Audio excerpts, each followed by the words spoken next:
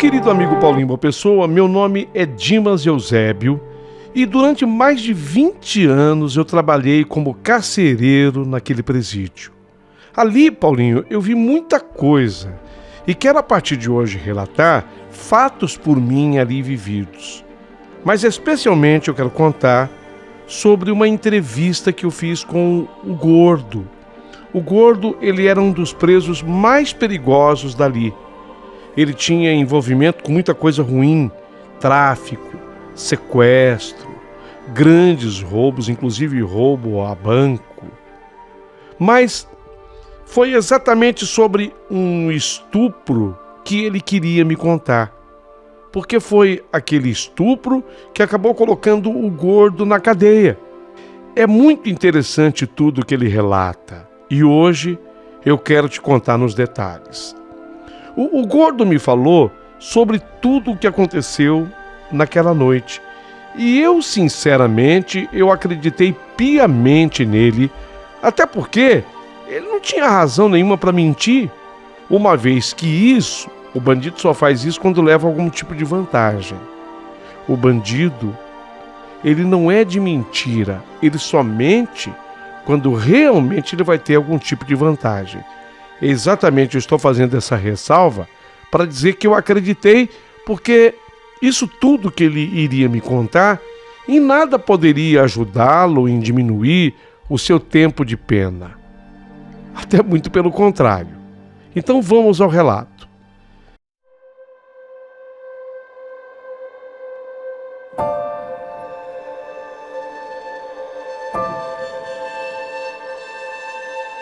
Me falava o Gordo.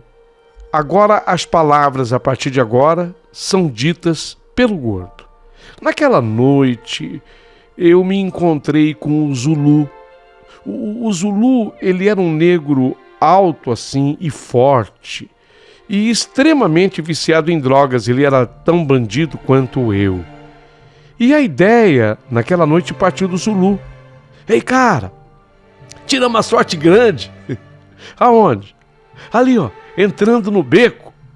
Disse o Zulu, aquele corpulento negro, enquanto que ele apontou na direção de uma bela mulher. Mas que mulher era aquela? Cabelos pretos, lisos. A mulher estava usando um vestido curto. Ela estava adentrando uma arruela mal iluminada. Rapaz de Deus, quando eu vi a mulher, eu também fiquei doido, eu também fiquei maluco.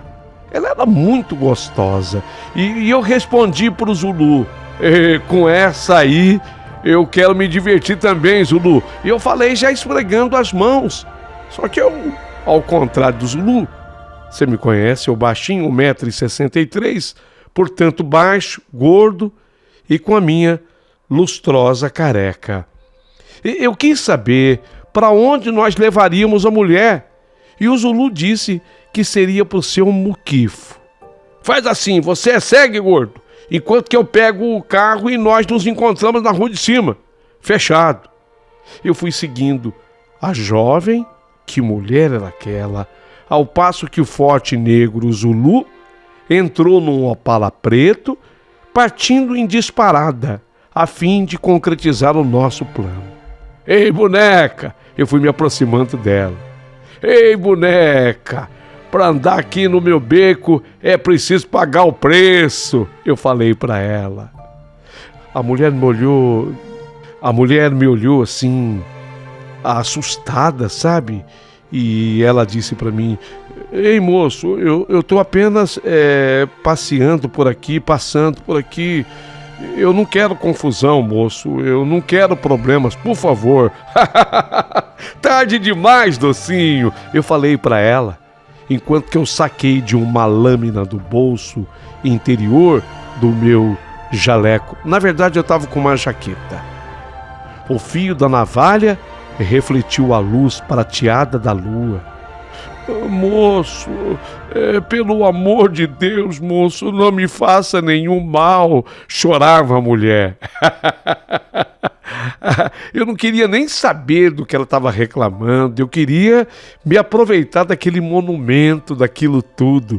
E eu só ria, e ela chorava: "Ô moço, por favor, não me faça nenhum mal."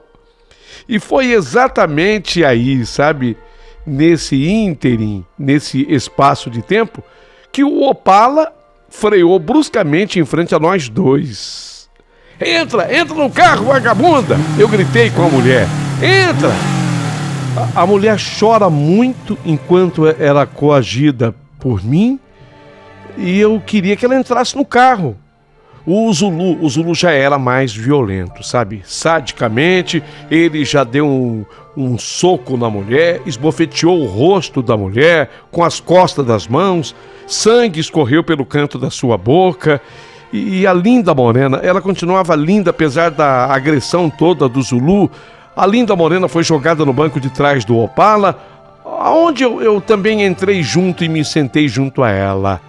Ele na frente dirigindo, olhava pelo retrovisor para trás e rindo me falava: "Ô gordo, ela é uma coisa, não gordo? Gordo, é hoje que eu vou tirar essa barriga da miséria." Sim, tiramos a sorte grande, parceiro.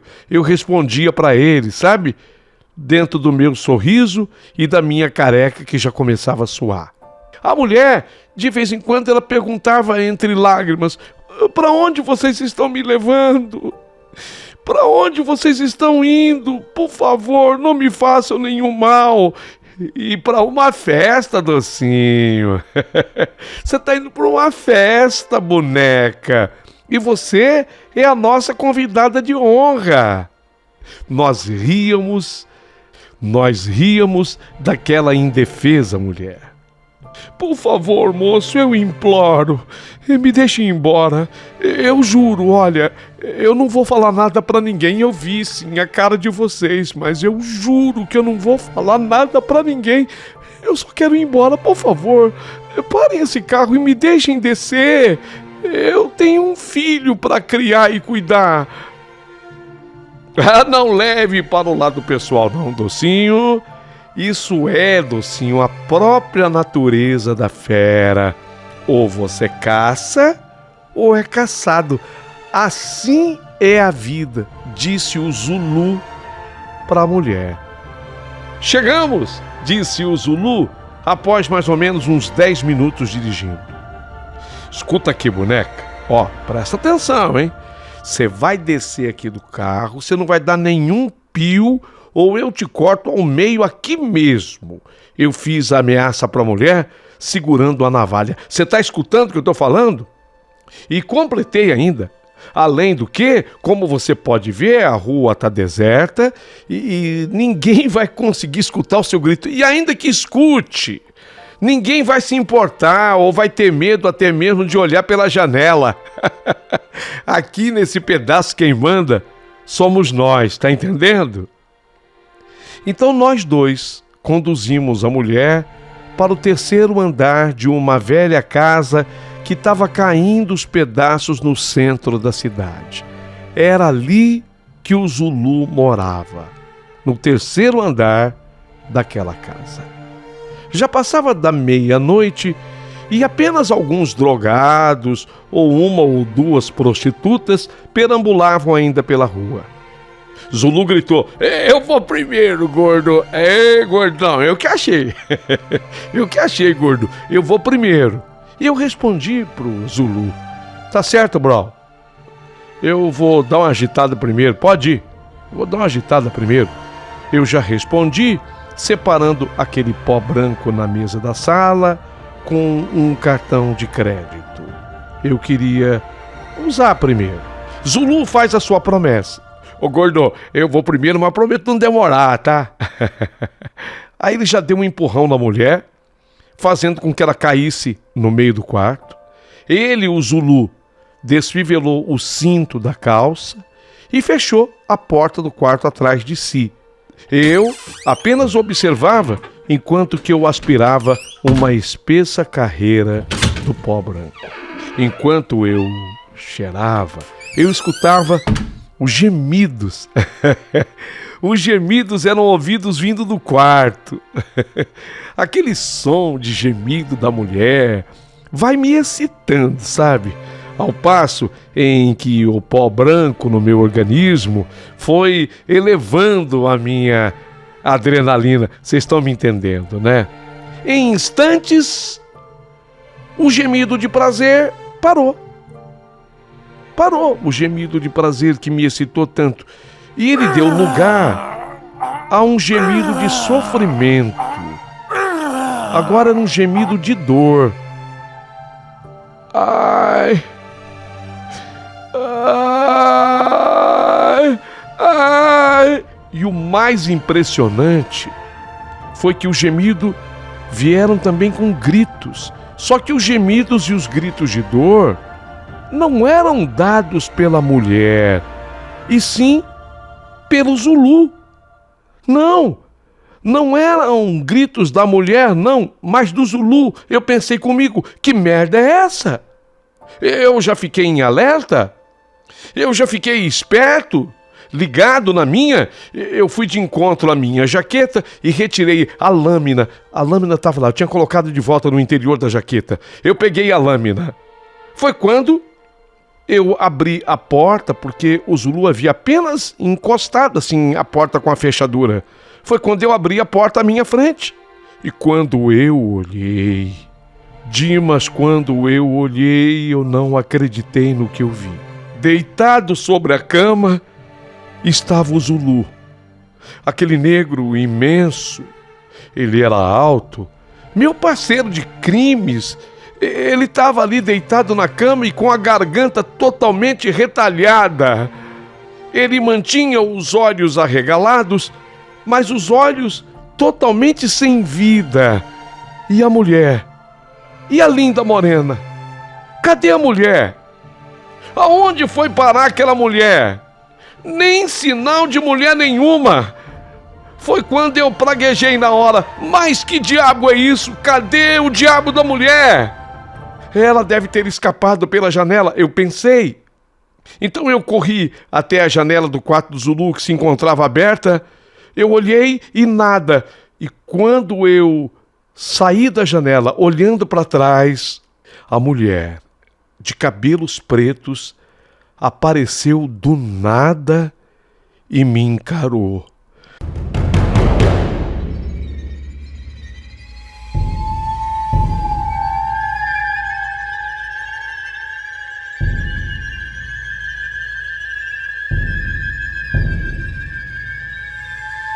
Tamanho foi o susto que eu levei que a lâmina até caiu da minha mão, saindo do meu alcance. Instintivamente, eu tentei golpear a mulher. Entretanto, o soco que eu dei foi frustrado pela mão da mulher, que de forma inumana deteve com extrema facilidade o meu soco. Ela simplesmente segurou na minha mão com uma facilidade tremenda.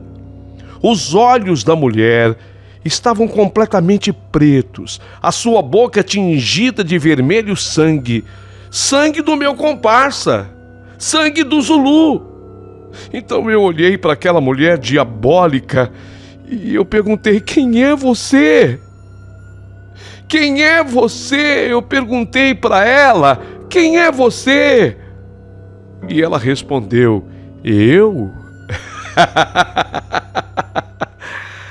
Eu sou o seu fim, gordo. Eu sou o seu fim. E aí, estalos parecido estalos de gravetos sendo pisoteados, reverbera no cômodo mofado. Eram os ossos da minha mão direita, que foram reduzidos a fragmentos. Ela apertou a minha mão com aquela facilidade, ela foi quebrando todos os ossos da minha mão. A dor excruciante fez a minha visão até escurecer na hora. A mulher, ela ria, ela dava gargalhadas e ela começou a falhar.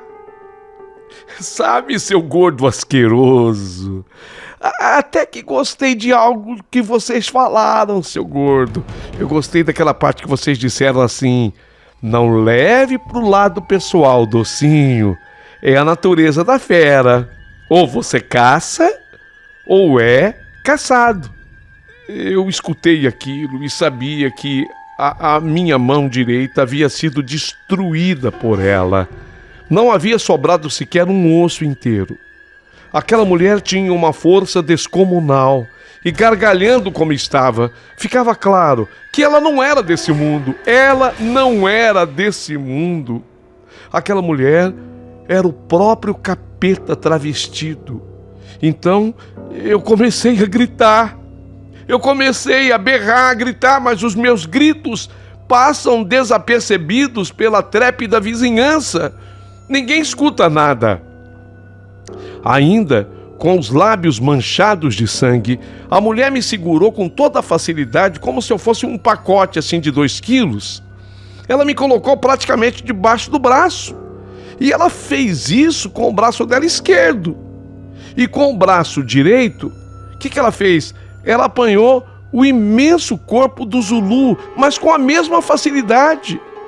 E desce com os nossos corpos por aqueles 3 andares, como se fossem 3 degraus tranquilos. Nos jogou no banco de trás do velho Opala e foi embora. Ela dirigindo. O Opala adquiriu uma velocidade fantástica. Eu pensava em abrir a porta e pular, mas não dava. Primeiro porque a velocidade do carro era muito forte. E depois porque eu puxei o fecho da porta, que nem sequer se moveu. Não havia quem destravasse a porta do Opala. Eu não sei em quanto tempo ela parou diante de uma imensa casa. Nossa, mas uma casa muito grande mesmo. Imensa casa. Uma casa que eu nunca tinha visto na cidade. Parecia ser um castelo o lugar que ela parou. Foi quando um imenso portão de ferro se abriu e ela estaciona o carro na garagem, que fica em um pavimento inferior da casa. É uma garagem espaçosa, possui vários carros lá, diversos modelos, diversos fabricantes, assim como uma porção de motocicletas que certamente atenderiam o mais variado gosto. Dentro do carro, ela deixou o Zulu morto e ele me parecia estar sem sangue, o sangue dele já esgotado. E eu fiquei no banco de trás junto com o corpo do Zulu. Ela nem se dirigiu a mim, ela me ignorou total. Me deixou dentro do carro e saiu. Eu pensei nessa hora em fugir, mas eu não conseguia abrir as portas do Opala. Tudo muito misterioso, tudo muito estranho. Enquanto isso, ela sobe um lance de escadas que leva até uma porta da residência.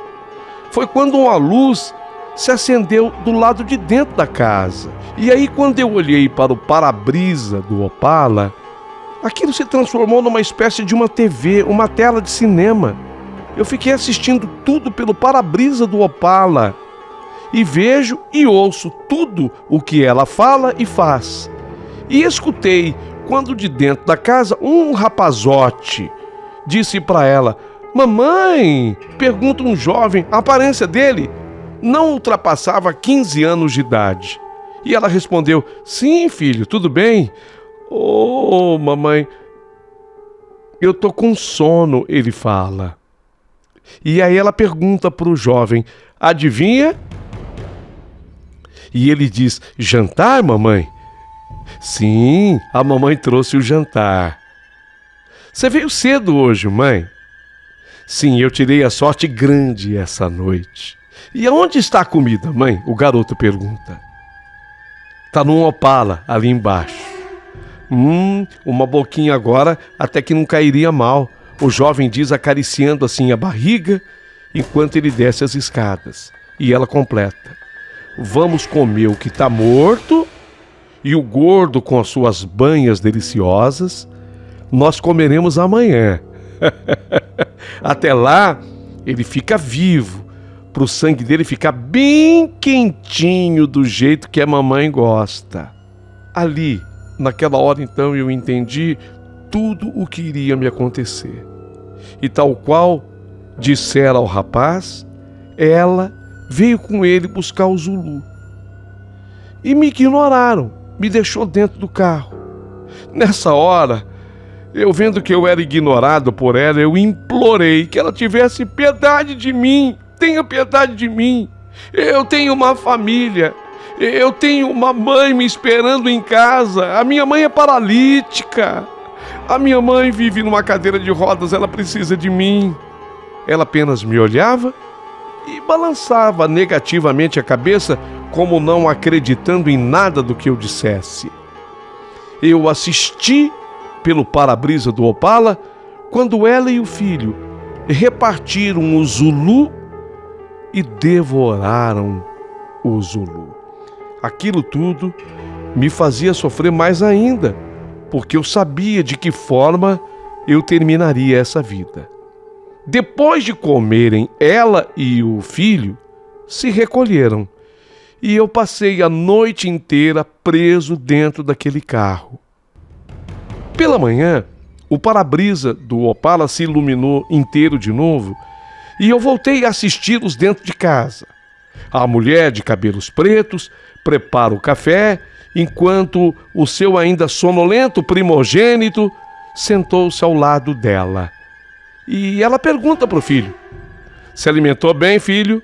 "Sim, mamãe." "E o que você fez com os ossos?" "Ah, coloquei tudo no porão, mãe, junto com os outros." "Sem bagunça, né, filho?" "Não, bagunça nenhuma." "Muito bem, filhinho. Eu também estou bem alimentada. O gordo fofinho só quando a fome apertar mais." O rapaz falou: "Ô mamãe, eu adoro gordura. Eu não vejo a hora da gente comer o gordo." "Mas sabe, mãe, eu queria ir também na próxima caçada com você." "Ah, filho, você ainda está muito novo." "Ah, mãe, mas..." "Prometo pensar a respeito do assunto." "Mas, filho, escuta aqui. Suas habilidades ainda não estão fortalecidas o suficiente. Você sabe disso." "Ah, mãe, eu acho que eu estou pronto", retrucou o rapaz. "Não, filho, você que pensa. Você lembra que no último inverno eu tive um trabalhão danado para limpar a sujeira que você fez naquele acampamento?" "Foi sem querer, mãe. Eu acabei me deixando levar. Eram crianças, filho. E você quase foi pego. Imagine lidar com adulto. Humanos são presas que, quando se veem em perigo, tornam-se perigosos. É necessário ter muito cuidado com esses animais. O bicho humano é perigoso. Agora, tome o seu café para não se atrasar para o colégio. E eu prometo pensar no seu futuro com carinho." "Tá bom, mãe." O jovem pegou o material de escola e partiu rumo para aquilo que eles chamaram de escola, de colégio, que, pelo que eu entendi, não ficava distante da casa dele. Após a saída do jovem, a mulher lavou ainda a louça, acendeu um cigarro e desceu para o porão da casa, e eu assistindo tudo no para-brisa do Opala. E desceu para o porão da casa a fim de inspecionar o trabalho que o filho dela fez com os ossos. Ela observa os cadáveres ressecados, ornando as paredes do porão, e dentre os incontáveis corpos ali, ela reconhece com certa dificuldade os ossos de Zulu da noite anterior. Ela disse: Meu filho está crescendo, ele estava faminto. Mas fez direitinho." A mulher admirou o trabalho do seu pequeno, enquanto expira a fumaça branca no rosto esquelético de Zulu. Outrora, um homem forte, né? Caçado e morto há poucas horas atrás. Foi quando ela falou: "Bem, para quando o meu menino voltar da escola, eu vou preparar o gordo, que vai dar uma bela refeição." Oh, meu Deus, eu tremi na base. E a mulher continuou a falar: "E o gordo ainda teve a cara de pau de falar da mãe dele. A mulher que vive na cadeira de rodas, como se ele se preocupasse com ela. Nunca escutou aquela mãe dele, nunca, nunca, nunca. Está se lembrando dela agora com medo de morrer. Gordo safado, gordo sem vergonha, gordo cachorro." Nessa hora, eu já não tinha mais o efeito de nenhuma droga, não estava sob o efeito, e senti um sincero arrependimento. Lembrei da minha mãe, que era evangélica e vivia orando por mim, que vivia numa cadeira de rodas com a Bíblia na mão. Eu lembrava e chorava. E foi nessa hora que eu pedi: oh meu Deus, escuta minha mãe, pelo amor que o Senhor tem por ela, me liberta daqui, Deus, para que eu possa voltar e possa ao menos dar um abraço na minha mãe e falar para ela o quanto eu a amo. Me dá essa oportunidade, Deus. Em seguida, eu prometo que se o Senhor me der essa oportunidade, em seguida eu me apresento para a polícia para ser preso. E eu prometo para o Senhor que eu nunca mais, eu vou voltar para o mundo do crime. Eu prometo, Senhor, eu prometo. Se por um momento o Senhor desconfiar que eu possa estar mentindo, então permita logo que esse diabo de mulher acabe comigo de uma vez. Por favor, Deus, por favor, eu lhe peço, pelo amor que o Senhor sente pela minha mãe, por favor. Eu acabei de fazer essa oração e olhei para o para-brisa do Opala e vi a minha mãe em casa. Eu não estava vendo mais o diabo daquela mulher, mas eu estava vendo a minha mãe na sua cadeira de rodas, com a Bíblia nas mãos e fazendo uma oração de um salmo que diz assim: ainda que eu andasse pelo vale da sombra da morte, não temeria mal algum, porque tu estás comigo. Sabe, isso de certa forma me tranquilizou. Foi quando a imagem do para-brisa se apagou e eu senti no coração de fazer uma nova tentativa de ir embora. A porta do Opala dessa vez se abriu a porta. Será que eu posso sair? E eu saí do carro, mas todo o tempo com medo de que a mulher me pegasse. Saí primeiro caminhando e depois eu corri. Mas e o portão de ferro que havia no castelo? Quando eu me aproximei, o portão de ferro, ele se abriu. Bem, aí eu pude sair. E eu corri tanto que eu tropecei e caí. E eu bati com a cabeça em algum lugar e eu desmaiei. E quando eu recobrei a consciência, quando eu acordei, eu estava em frente à casa do Zulu. Eu tratei de ir para casa. E minha mãe levou até um susto, porque nunca ela havia sido beijada daquele jeito como eu cheguei em casa beijando a minha mãe.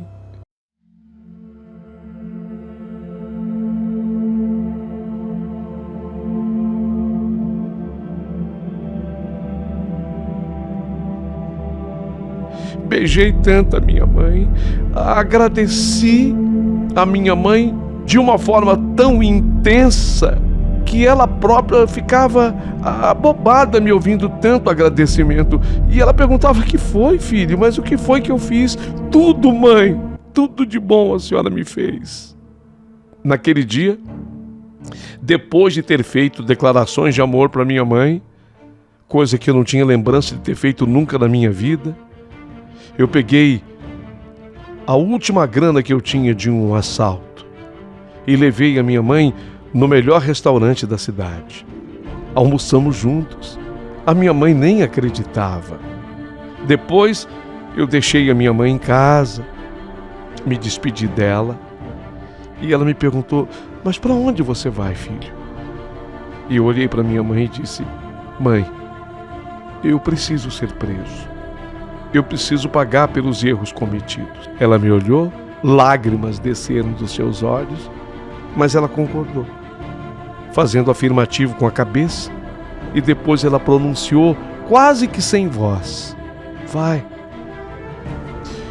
sim, filho, vai. Eu fui até a polícia e me entreguei. Zulu desapareceu naquele dia e nunca mais foi visto. Eu sabia onde ele estava. Só poderia ser no inferno. Aquele castelo, ele era o inferno. E era lá que ele estava. Isso tudo se passou comigo, Dimas. Isso tudo aconteceu comigo. Ele contava essa história, não só a mim, os outros presos que estavam ao redor ficavam admirados. Todo mundo acreditava piamente no que o gordo falava. Não havia razão para ele mentir. Era uma história que eu prometi que, quem sabe, um dia eu colocaria num livro, se eu escrevesse, mas eu ainda não escrevi. Enquanto o meu livro não sai, eu vou mandando, sabe, Paulinho Boa Pessoa, para o teu canal, essa história e tantas outras que eu quero lhe contar. Gostaria muito que os seus ouvintes dessem também suas opiniões a respeito do encontro do gordo com o diabo. Era uma mulher. Mas que coisa! No dia que ele se encontrou com o diabo, ele se salvou. Não é interessante? Por favor, opinem.